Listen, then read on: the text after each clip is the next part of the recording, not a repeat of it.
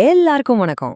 வாங்க நம்ம இப்போ வாள்கள், டிராகன்கள், அப்புறம் முடிவே இல்லாத சூழ்ச்சிகள் நிறைஞ்ச ஒரு உலகத்துக்குள்ள போக போறோம். ஜார்ஜ் ஆர் மார்ட்டினோட A Song of Ice and Fire இங்கிறது சும்மா ஒரு புத்தகங்கள் கிடையாதுங்க. அது ஒரு முழு உலகத்தையே படைச்ச ஒரு மாபெரும் காவியம். வாங்க அந்த பயணத்தை நாம இப்போ ஆரம்பிக்கலாம். இந்த கதையோட உலகத்தை கொஞ்சம் யோசிச்சு பாருங்களேன். இங்க கௌரவம், பவர், காதல், துரோகம் இது எல்லாமே ஒன்னோட ஒன்னு வாள் மாதிரி பயங்கரமா மோதுது. இது வெறும் ஒரு போர்க்களம் மட்டும் கிடையாது, நம்மளோட உணர்ச்சிகளோட போர்க்களமும் கூட. சரி, வாங்க இப்போ இந்த உலகத்துக்குள்ள இன்னும் ஆழமா போலாம். இது சும்மா ஒரு கதைன்னு நினைச்சிடாதீங்க. இது ரொம்பவே பரந்த, கஷ்டமான, ஆனா அதே சமயம் ரொம்ப ஆழமான மனுஷ உணர்வுகளை பத்தின ஒரு காவியம். வாங்க 7 கிங்டம்ஸ்க்கு உங்களை வரவேற்கிறேன். அப்போ இந்த உலகம் எப்படிப்பட்டதுன்னு கேக்குறீங்களா?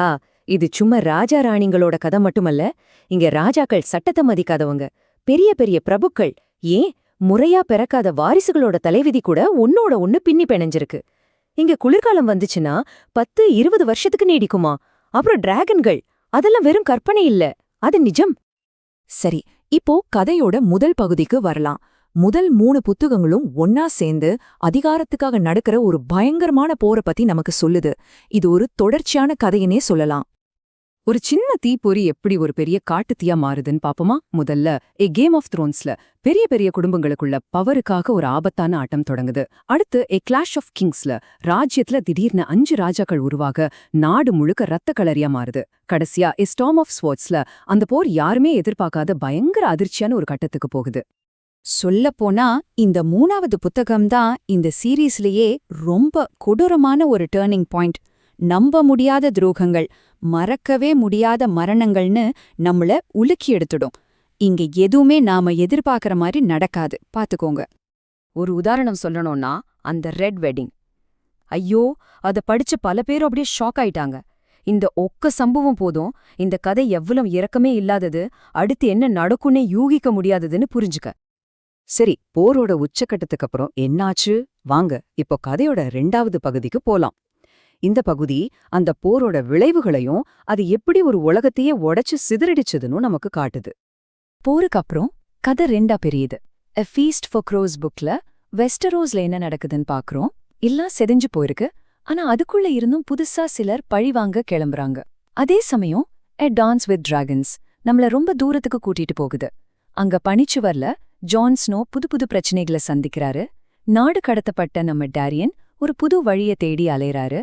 அப்புறம் நம்ம டிராகன்களோட அம்மா டெனேரிஸ் ஒரு ராஜ்யத்தை ஆள்றது எவ்வளோ கஷ்டம்னு புரிஞ்சுக்க ஆரம்பிக்கிறாங்க. அப்போ போர்ல தப்பிச்சவங்களுக்கு நிம்மதி கிடைச்சுதா? இல்லவே இல்ல. ஜான் ஸ்னோக்கு சுவர்ல ஏகப்பட்ட பிரச்சனைகள் காத்துக்கிட்டு இருக்கு. டெரியன் லானிஸ்டர் நாடு கடத்தப்பட்டாலும் தன்னோட புத்திசாலித்தனத்தை மட்டுமே வச்சு ஒரு புது வழிய தேடுறாரு. டெனேரிஸ் ஒரு நகரத்தை ஜெயிக்கிறது ஈஸி, ஆனா அதை ஆட்சி பண்றதுதான் ரொம்ப கஷ்டம்னு கத்துக்கறாங்க. இது எல்லாத்துக்கும் மேல அவங்களோட செல்ல டிராகன்கள் இப்போ கட்டுப்பாட்டை மீறி ரொம்ப ஆபத்தானதா வளர்ந்து நிக்குது.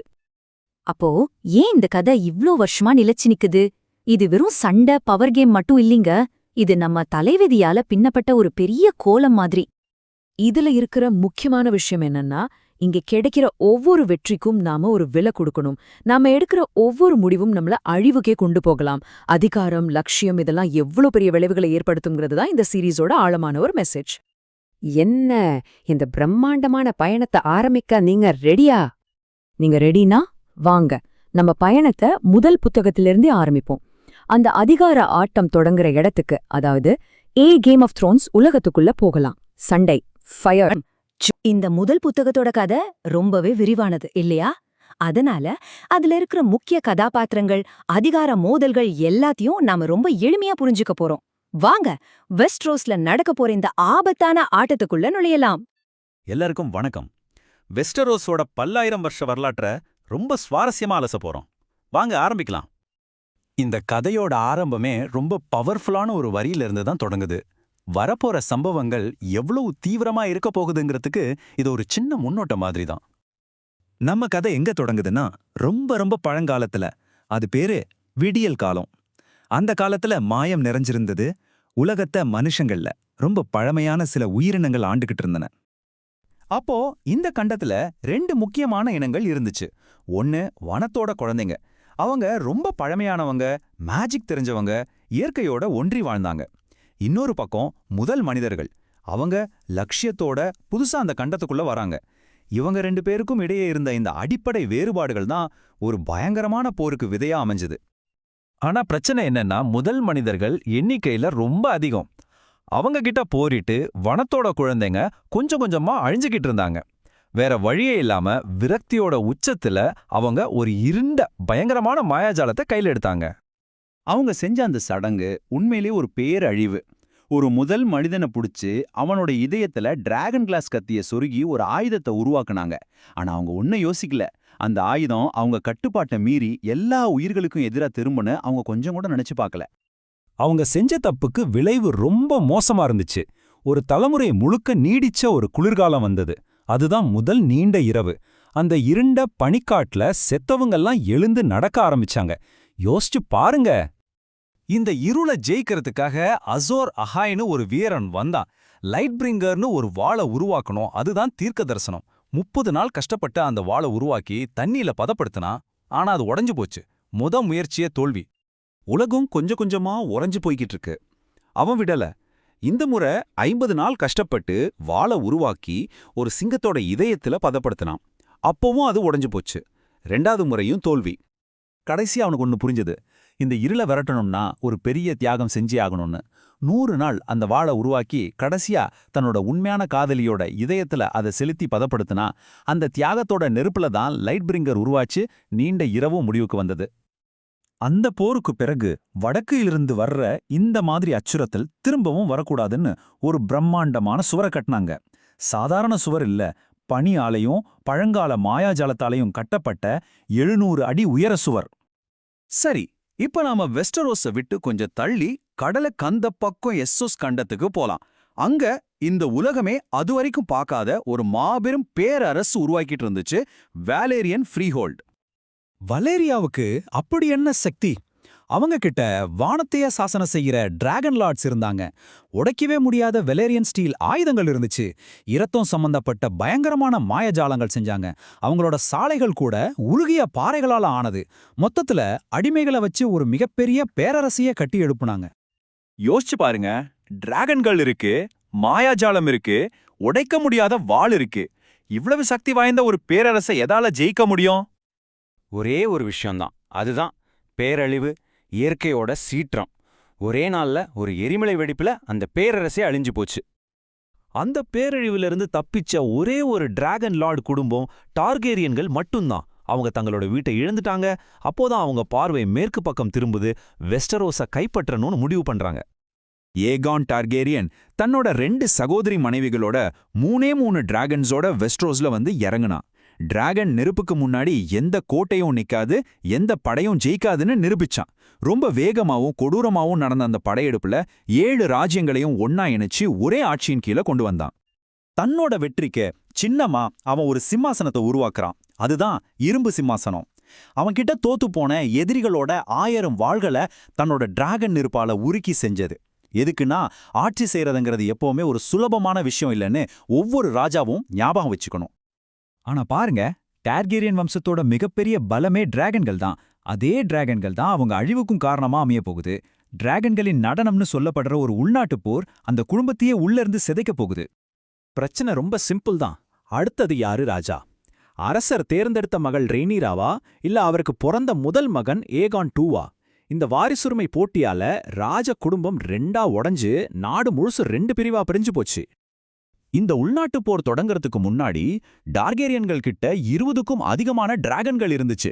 யோசிச்சு பாருங்க, வானமே அவங்க கட்டுப்பாட்டுல இருந்த மாதிரி. ஆனா போர் முடிஞ்சப்போ என்ன ஆச்சு தெரியுமா? வெறும் 4 டிராகன்ஸ் தான் மிஞ்சி இருந்துச்சு. அவங்களுக்குள்ளேயே சண்டை போட்டு அவங்களோட மிகப்பெரிய பலத்தையே அவங்களே அழிச்சுக்கிட்டாங்க. அந்த அளவுக்கு ஒரு பயங்கரமான அழிவு. அந்த உள்நாட்டுப் போரோட விளைவுகள் பல தலைமுறைகளுக்கு நீடிச்சது. அதுதான் டார்கேரியன் வம்சத்தோட சரிவுக்கு ஆரம்ப புள்ளியா இருந்துச்சு. போருக்கு பிறகு மிச்சமிருந்த கடைசி டிராகனும் செத்துப்போச்சு. அதுக்கப்புறம் அந்த கிளர்ச்சிகள் வம்சத்தை இன்னும் பலவீனமாக்கிடுச்சு. டிராகன்ஸ் இல்லாததால ராஜாவோட அதிகாரம் கொஞ்சம் கொஞ்சமா குறைய ஆரம்பிச்சது. ஆனா எல்லாத்தையும் விட முக்கியமா, வடக்குல ஒரு உண்மையான எதிரி காத்துக்கிட்டு இருக்காங்கிறதையே எல்லாரும் மறந்துட்டாங்க. இப்போ டிராகன்கள் இல்ல, மாயாஜாலமும் மங்கி போச்சு. இந்த அதிகார ஆட்டம் முழுக்க முழுக்க மனிதர்களோட கைகளுக்கு வந்திருக்கு. வரலாறுங்கிற சக்கரம் மறுபடியும் சுழலும் போது இந்த ஆட்டத்துல ஜெயிக்க போறது யாரு? இந்த கேள்விதான் நாம பார்க்க போற கதையோட தொடங்கம். கதையை நாம இந்த ஒரு கேள்வியோட ஆரம்பிக்கலாம். ஒருத்தன் பயத்துல இருக்கும்போது வீரனா இருக்க முடியுமா? அதுக்கு எடார்ட் ஸ்டார்க் சொல்ற பதில், அந்த ஒரு நேரம் மட்டும்தான் ஒருத்தன் உண்மையிலே வீரனா இருக்க முடியும். இந்த ஒரு சின்ன உரையாடல் ஸ்டார்க் குடும்பத்தோட கொள்கையை மட்டும் சொல்லல, இந்த கதை முழுக்க அவங்க சந்திக்க போற எல்லா கஷ்டமான சூழ்நிலைகளுக்கும் இதுதான் அஸ்திவாரம். பாருங்க, 7 ராஜ்யங்கள்ல அமைதின்னு சொல்றது ரொம்பவே பலவீனமான ஒரு விஷயம்தான். 15 வருஷமா இருந்த அமைதி ராஜாவோட ஆலோசகர் ஜான் ஆரினோட திடீர் மரணத்தால உடையுது. இப்போ மன்னர் ராபர்ட் தம் பழைய நண்பரான எடார்ட் ஸ்டார்க்க ஒரு முக்கியமான பொறுப்புல உட்கார வைக்க கூப்பிடுறார். இந்த ஒரு சந்திப்பு தான் சிம்மாசனத்துக்கான ஒரு பயங்கரமான ஆட்டத்தை ஆரம்பிச்சு வைக்க போகுது. சரி, இப்ப நாம கதையோட முதல் முக்கியமான களத்துக்கு வர்றோம். அதாவது கிங்ஸ் லேண்டிங்கோட அரசியல் சூழ்ச்சிகளுக்குள்ள போறோம். இங்கேதான் நேர்மைக்கு பேர் போன ஸ்டார்க் குடும்பம் தந்திரத்துக்கு பேர் போன லானிஸ்டர் குடும்பத்தோட நேருக்கு நேரா மோதுது. ஸ்டார்க் குடும்பத்தோட எதிர்காலம் இந்த 2 சகோதரிகள் கையில இருக்கு. ஆனா அவங்க 2 பேரோட கனவுகளும் அப்படி எதிரும் புதிருமா இருக்கு. ஒரு பக்கம் சான்சா இளவரசர்கள் அழகான அரண்மனை வாழ்க்கைய பத்தி கனவு காண்றா. இன்னொரு பக்கம் ஆர்யா வாள் சண்டை சாகசங்கள்னு சுத்திக்கிட்டு இருக்கா. இந்த 2 பேரோட ஆசைகளும் அவங்க நுழையிற சூழ்ச்சி நிறைஞ்ச உலகத்துல அவங்கள தனித்தனி பாதைக்கு கூட்டிட்டு போக போகுது. இதுதான் கதையில வர்ற முதல் ஷாக்கிங் ட்விஸ்ட். கோட்டைச்சுவர்கள்ல ஏறுறதுல கில்லாடியான பிரான் ஸ்டார்க் யாரும் பார்க்கக்கூடாத ஒரு ரகசியத்தை பாத்துடுறான். ராணி செர்சியுக்கும் அவளோட அண்ணன் ஜேமிக்கும் இருக்கிற ரகசிய உறவு. அந்த ரகசியத்தை காப்பாத்துறதுக்காக ஜேமி கொஞ்சம் கூட யோசிக்காம பிரான கோபுரத்துல இருந்து கீழே தள்ளி விட்டுடுறான். இந்த ஒரு செயல் ஸ்டார்க் லானிஸ்டர் குடும்பங்களுக்கு நடுவுல ஒரு மறைமுக போர ஆரம்பிச்சு வைக்குது. இந்த ஆட்டத்தை 2 தத்துவங்கள் ஆட்டி படைக்குது. ஒன்னு, எடார்ட் ஸ்டார்க்கோட அசைக்க முடியாத நேர்மை, தண்டனை கொடுக்கறவன் தான் வாழ வீசணும்னு சொல்றது. இன்னொன்னு, டைரீன் லானிஸ்டரோட நடைமுறை அறிவு, நீ யாருங்கிறத என்னைக்கும் மறக்காத, அதையே உன் பலமா மாத்திக்கோ. நேர்மை ஜெயிக்குமா இல்ல தந்திரம் ஜெயிக்குமா? இதுதான் கிங்ஸ் லேண்டிங்ல நடக்கிற போரோட அடிப்படை. ஒரு நல்ல மனுஷன் எப்படி ஒரு சூழ்ச்சி வலையில சிக்கிறான்னு பாருங்க. எடார்ட் உண்மைய கண்டுபிடிக்கிறார். ஆனா அதுக்குள்ள மன்னர் ராபர்ட் வேட்டையில இழந்துட சிம்மாசனம் யாருக்குன்னு ஒரு பெரிய குழப்பம் வருது. உண்மைய வெளியே சொல்ல முயற்சி செய்யும்போது கூட இருந்தவங்களே துரோகம் செஞ்சு அவரையே ஒரு தேச துரோகியா மாத்திடுறாங்க. கிங்ஸ் லேண்டிங்ல நேர்மையா இருக்கிறது எவ்வளவு பெரிய பலவீனம்னு இது நமக்கு சோகமா உணர்த்துது. சரி, இப்ப நம்ம கவனம் தெற்குல இருந்து நேரா வடக்கு பக்கம் திரும்புது. இங்கதான் நைட்ஸ் வாட்ச் அப்புறம் எடார்ட் ஸ்டார்க்கோட மகனான ஜான் ஸ்னோவோட உலகம் இருக்கு. தெற்குல அரசியலாட்ட சூடு பிடிச்சிட்டு இருக்கும்போது வடக்குல ஒரு வித்தியாசமான பயங்கரமான ஆபத்து உருவாக்கிட்டு இருக்கு. அந்த பெரிய சுவர், அதுதான் நாகரிக உலகத்தோட கடைசி எல்லை. அத காக்குறது தான் நைட்ஸ் வாட்சோட வேலை. குற்றவாளிகள், சமூகத்தால ஒதுக்கப்பட்டவங்கன்னு எல்லாரும் அவங்களோட பழைய வாழ்க்கையை திறந்துட்டு ராஜ்யத்தை சுவருக்கு அந்த பக்கம் இருக்கிற ஆபத்துல இருந்து காப்பாத்துறதுக்காக இங்க சத்தியம் எடுத்துக்கிறாங்க. ஆனா அவங்க உண்மையிலே எதக்காக காக்குறாங்க? காட்டு மிராண்டிகளையா? இல்லவே இல்ல. பல 100 வருஷமா வெறும் கதைகள்ல மட்டும் வாழ்ந்துட்டு இருந்த ஒரு பயங்கரம் பனிக்காடுகளுக்கு அந்த பக்கம் இருந்து மெதுவா எந்திரிச்சு வருது. இது சிம்மாசன போரை விட ரொம்ப ரொம்ப பெரிய ஆபத்து. பாருங்க, காட்டுக்குள்ள போன வீரர்கள் தடயம் இல்லாம காணாம போறாங்க. செத்தவங்களோட கண்கள் ஒரு மாதிரி நீல நிறத்துல இருக்கு. எல்லாத்துக்கும் மேல செத்துப்போன வீரர்கள் திரும்ப உயிருடன் எந்திரிச்சு வராங்க. இதுக்கெல்லாம் ஒரே ஒரு அர்த்தம்தான், ஒயிட் வாக்கர்ஸ்ங்கிற புராண எதிரி திரும்ப வந்துட்டான். இது வெறும் கட்டுக்கதை இல்ல, நிஜமான பேரழிவு. இந்த மாதிரி ஒரு சூழ்நிலையில ஜான் ஸ்னோ முன்னாடி ஒரு பெரிய கேள்வி நிக்குது. தெற்குல தன்னோட குடும்பம் போர்க்களத்துல நிக்குது. அவனோட ரத்தம் அவங்கள நோக்கி இழுக்குது. ஆனா அவன் நைட்ஸ் வாட்ச்க்கு சாகர வரைக்கும் சேவை செய்வேன்னு சத்தியம் செஞ்சிருக்கான். குடும்பமா இல்ல கடமையா? இது அவனோட அடையாளத்தையே கேள்வி கேட்கிற ஒரு பெரிய போராட்டம். இப்போ நாம 3வது ரொம்ப முக்கியமான கதைக்களத்துக்கு போறோம். கிழக்கு. நாடு கடத்தப்பட்ட டார்கேரியன் சகோதரர்கள் எப்படியாவது திரும்பவும் பிடிக்கணும்னு முயற்சி பண்றாங்க. வெஸ்டரோஸுக்கு வெளியில ஒரு புதிய சக்தி உருவாயிட்டிருக்கு. கதையோட இந்த கட்டத்துல டனேரிஸ் டார்கேரியன் ஒரு சின்ன பொண்ணு, ரொம்ப பலவீனமானவன். அவளோட அண்ணனோட அதிகார ஆசைக்காக அவள ஒரு பொருள் மாதிரி காட்டு மிராண்டித்தனமான குதிரைப்படை தலைவன் கல் ட்ரோகோவுக்கு கல்யாணம் பண்ணி வைக்கிறாங்க. அவளோட விதி அவளால தீர்மானிக்க முடியாத ஒரு பகடைக்காய், அவ்வளவுதான். டிராகனை ஏளனம் செய்ய முடியாது அப்படின்னு விசேரஸ் கத்துறான். இந்த வார்த்தைகள்ல அவனோட ஆணவம் மட்டும் தெரியல, அவனோட முட்டாள்தனமும் தெரியுது. தனக்கு ஒரு கிரீடம் வேணும்னு அவ கேக்குறது அவனோட கொடூரமான முடிவுக்கு அவனே வழிவகுக்கிறான். விசேரஸ் கேட்ட கிரீடத்தை கல் ட்ரோகோ கொடுக்கறான். ஆனா அவன் எதிர்பார்த்த மாதிரி ஒரு கிரீடம் இல்ல. உருகின தங்கத்தை அப்படியே அவன் தலையில ஊத்தி ஒரு கிரீடம் வைக்கிறான். இதுதான் விசேரஸோட பேராசைக்கு கிடைச்ச கொடூரமான முடிவு. டானரிஸோட மாற்றம் உண்மையிலேயே நம்ப முடியாதது. ஒரு பொருளா விற்கப்பட்டவள் தன்னோட கணவனோட அன்பை பெற்று ஒரு ராணியா கலீசியா மாறுறா. ஆனா திடீர்னு தன் கணவனையும் பிறக்காத குழந்தையையும் இழந்து எல்லாத்தையும் விழந்த ஒரு விதவையா நிக்கிறா. ஆனா இந்த இழப்புல இருந்துதான் அவ ஒரு புதிய சக்தியா பிறக்கிறா. இதுதான் அவளோட கதையோட உச்சக்கட்டம். தன்னோட கணவனோட இறுதிச் சடங்கு நெருப்புல இருந்து அவ கொஞ்சம் கூட தீக்காயம் இல்லாம வெளியே வரான். அவளோட சேர்ந்து 3 உயிருள்ள மூச்சு விடுற டிராகன் குஞ்சுகளும் இருக்கு. 100 வருஷமா உலகத்துல இல்லாம போன டிராகன்கள் இப்போ திரும்பவும் பிறந்திருக்கு. இது சிம்மாசனத்துக்கான ஆட்டத்தோட எல்லா விதிகளையும் மாத்தி எழுத போகுது. இப்ப பாருங்க, இந்த 3 தனித்தனி கதைகளும் ஒன்னு சேரப்போகுது. தெற்குல அரசியல் போர், வடக்குல ஒரு அமானுஷ்ய அச்சுறுத்தல், கிழக்குல ஒரு புது சக்தி. இது 3 ஒன்னா மோத போகுது. புத்தகத்தோட கடைசில ராஜ்யம் இப்படித்தான் 3ஆ பிரிஞ்சு நிக்குது. வடக்குல ஸ்டார்க் குடும்பம் சுதந்திர போர ஆரம்பிச்சிருக்காங்க. தெற்குல லானிஸ்டர்கள் இரும்பு சிம்மாசனத்தை கட்டுப்பாட்டுல வச்சிருக்காங்க. சுவருக்கு அந்த பக்கம் நைட்ஸ் வாட்ச் உண்மையான எதிரியை சந்திக்க தயாராகிறாங்க. கிழக்குல டெனரிஸ் இப்ப உலகத்துல இருக்கிற ஒரே டிராகன்லோட தாய். ஆட்டம் இப்பதான் உண்மையிலேயே ஆரம்பிச்சிருக்கு. சுருக்கமா சொல்லணும்னா ராஜ்யம் 3 பெரிய பிரச்சனைகள்ல சிக்கியிருக்கு. 1, ராஜ்யமே ஒரு போர்க்களமா மாறியிருக்கு. 2வது, சிம்மாசனம் யாருக்குன்னு ஒரு பெரிய குழப்பம். 3வது, பணியிலிருந்து ஒரு புராதன அச்சுறுத்தல் எந்திரிச்சு வருது. 3.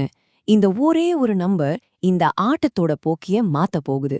100 வருஷத்துக்கு அப்புறமா உலகத்துல 3 உயிருள்ள டிராகன்ஸ் இருக்கு. இது ஒரு பேரழிவோட தொடக்கமா இல்ல ஒரு புதிய சகாப்தத்தோட தொடக்கமா? யாராலையும் கடிக்க முடியாத ஒரு புதிய சக்தி இப்ப களத்துல இறங்கியிருக்கு. இது மட்டும் இல்ல, இரும்பு சிம்மாசனத்துக்கான போர் ஸ்டார்க் லானிஸ்டர் மத்திய மட்டும் இல்ல. நீங்க பாக்குற மாதிரி இறந்து போன மன்னர் ராபர்ட்டோட சொந்த தம்பிங்களே ஸ்டானிஸும் ரென்லியும் சிம்மாசனம் எங்களுக்கு தான் சொந்தோன்னு உரிமை கொண்டாடுறாங்க. இதனால போர் இன்னும் சிக்கலாகி பல முனை போரா மாறுது.